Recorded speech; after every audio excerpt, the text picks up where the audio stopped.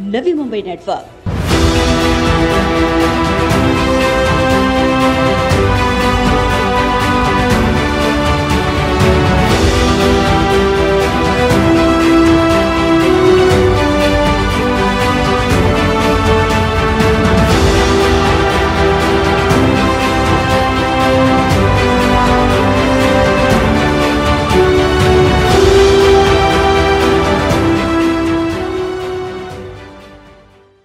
प्रभाग क्रमांक 65, 77 और 78 के साथ नवी मुंबई के तमाम उद्यानों के बद से बदतर हालात को लेकर बेहद आक्रामक भूमिका अख्तियार करते हुए भारतीय जनता पार्टी के ज्येष्ठ पूर्व विरोधी पक्ष नेता दशरथ भगत ने पूर्व नगर सेविका वैजयंती भगत, समाज सेवक संदीप भगत और भाजपा के शिष्टमंडल के साथ नवी मुंबई महानगर पालिका के खिलाफ आंदोलन का इशारा देने के बाद आज नवी मुंबई महानगर पालिका के आयुक्त राजेश नार्वेकर की अध्यक्षता में नवी मुंबई मनपा मुख्यालय विशेष समिति सभागृह में एक विशेष बैठक संपन्न हुई।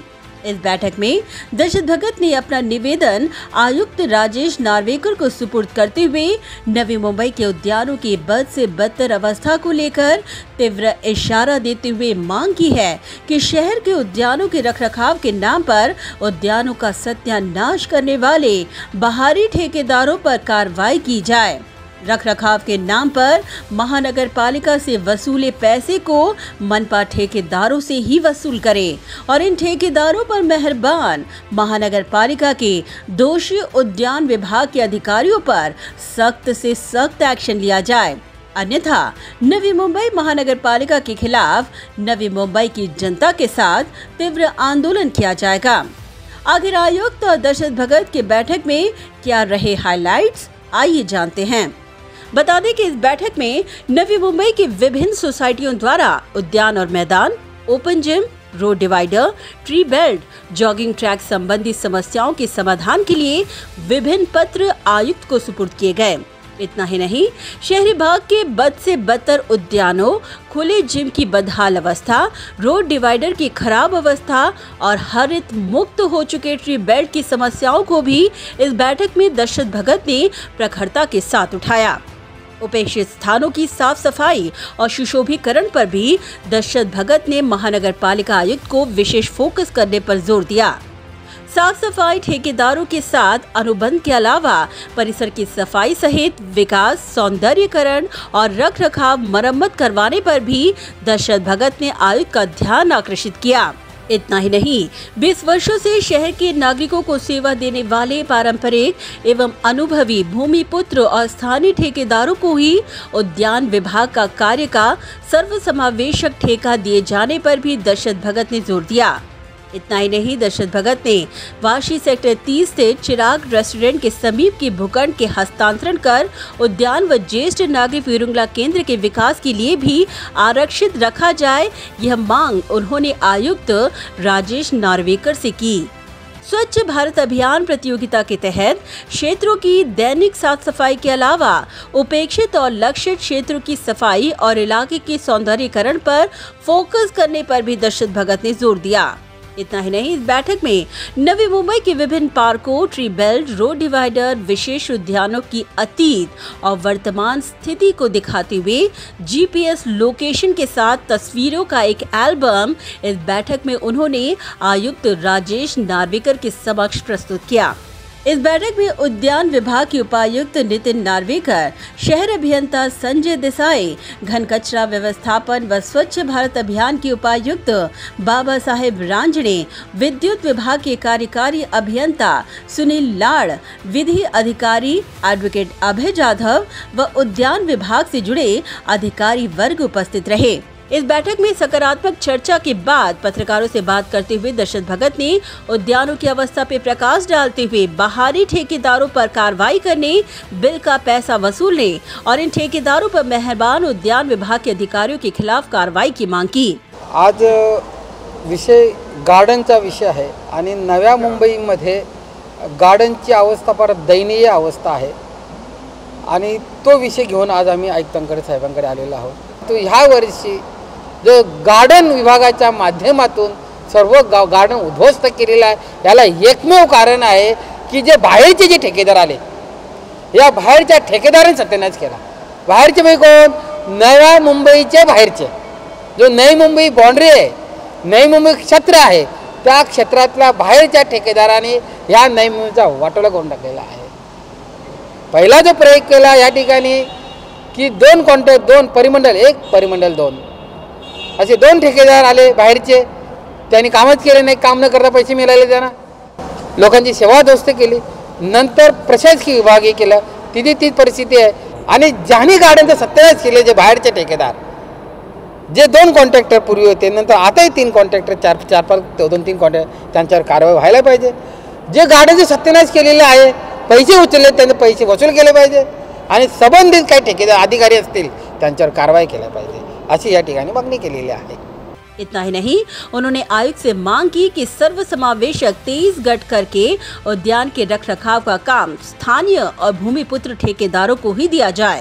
सर्वसमावेशक याचे 23 गट करावेत आणि सर्वसमावेशक मग त्याच्यामध्ये स्ट्रीट लाईट असेल, लाईट असेल, पाणी असेल, खेळणे असतील, ओपन जिम असतील, गार्डन असेल, उद्यान असेल, सर्व समावेशक कामं त्या ठिकाणी करून तो जो भूमिपुत्र आणि स्थानिक ठेकेदारांना त्या ठिकाणी काम द्यावं, जेणेकरून जो गेल्या वर्षानुवर्ष जी व्यवस्थित आणि सुस्थितीत गार्डन ठेवलेलं आहे त्यांना द्यावं.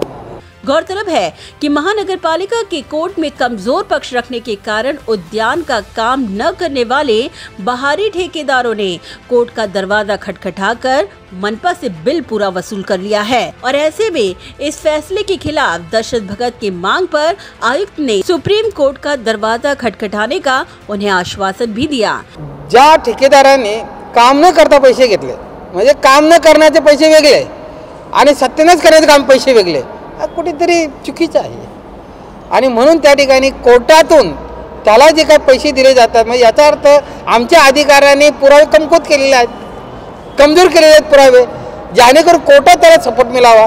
पण इथे माननीय आयुक्तांनी त्या ठिकाणी शब्द दिलेला आहे की आम्ही कोर्टामध्ये चॅलेंज करू, असं काही होऊन देणार नाही. इतना ही नहीं, दशरथ भगत ने कहा कि वाशी सेक्टर 30 चिराग रेस्टोरेंट के सामने के भूखंड पर सिडको की बुरी नजर है और इसीलिए सिडको की बुरी नजर से बचाकर इस भूखंड का महानगर पालिका हस्तांतरण करे. यह मांग उन्होंने राजेश नार्वेकर के समक्ष रखी है. सानपाडा रेल्वे स्टेशनच्या समोरच भूखंड आहे, चिराग बारच्या शेजारी.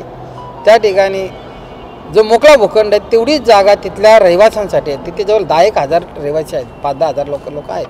जागा नाही त्यांना त्या ठिकाणी. ती जागा त्या ठिकाणी सिडकोने नागरिकांसाठी, ज्येष्ठ नागरिकांसाठी आणि लहान मुलांसाठी तसेच खेळण्यासाठी ती जागा आरक्षित ठेवावी, असं त्या ठिकाणच्या नागरिक आणि नगरसेविका फसीबाई भगत यांनी देखील त्या ठिकाणी मागणी केलेली आहे. सिडकोला त्या ठिकाणी सांगितलेलं आहे, परंतु DPमध्ये देखील त्याचं आरक्षण सुचवलेलं आहे. परंतु त्या ठिकाणी तिथल्या नागरिकांनी मिळून जवळ 10 लाख रुपये खर्च करून त्या ठिकाणी सुंदर असा गार्डन केलेला आहे, खेळाची जागा केलेली आहे आणि ज्येष्ठ नागरिकांना बसायला जागा केलेली आहे. त्या जागेमध्ये आता त्या ठिकाणी नागरिकांनी जी काय जागा बनवलेली आहे, सो खर्चाने केलेली आहे, ती महापालिकेने ताब्यात घ्यावी आणि तिथल्या नागरिकांनी केलेला कब्जा जनहितासाठी, या शहरासाठी केलेला जो काय घेतलेला ताबा आहे, तो ताबा तर घेतलेला त्याचप्रमाणे ती जागा सिडकोने महापालिकेने द्यावी, महापालिकेने घ्यावी आणि तरी विकास करा, अधिक विकास करावा. दशरथ भगत ने विश्वास के साथ ये दम भरा कि आयुक्त ने आश्वासित किया है कि DP प्लान में आरक्षित भूखंड को किसी भी कीमत पर 1 इंच भी जगह सिडको को बेचने नहीं दिया जाएगा. महानगरपालिका प्रशासन त्या विरोधात सुप्रीम कोर्टात जाणार आहे. त्या ठिकाणी आम्हाला आयुक्तांनी सांगितलं, आम्हाला आनंद वाटतो या ठिकाणी, कारण माननीय आयुक्त हे सिनियर आहेत आणि त्यांनी या शहरामध्ये जो काही भूखंड भविष्यामध्ये येणारा विकास आहे त्या विकासासाठी ठेवले पाहिजे, असे या ठिकाणी त्यांनी भूमिका सकारात्मक आहे. आणि म्हणून DPमध्ये जेवढे का भूखंड आरक्षित केलेलं आहे त्यामध्ये महानगरपालिकेने कुठल्या प्रकारची CC देता कामा नाही. आणि तो का ऑर्डर जी आलेली आहे हायकोर्टातून, ती ऑर्डरला दिलेले पुरावे, आम्ही कोर्टाचा अवमान करत नाही की कोर्टाच्या विरोधात नाही, शेवटी कोर्टामध्ये आम्ही महापालिकेने केलेले पुरावे किती कमजोर आहेत, परंतु आयुक्तांनी आम्हाला शब्द दिलेला आहे की ज्या डीपीमध्ये आम्ही ज्या दिवशी इरादा जाहीर केला आहे त्यानंतर जागा महाप सिडको विकू शकत नाही. हा सकारात्मक निर्णय, आम्ही त्याचं अभिनंदन करतोय. Bureau report, Navi Mumbai network.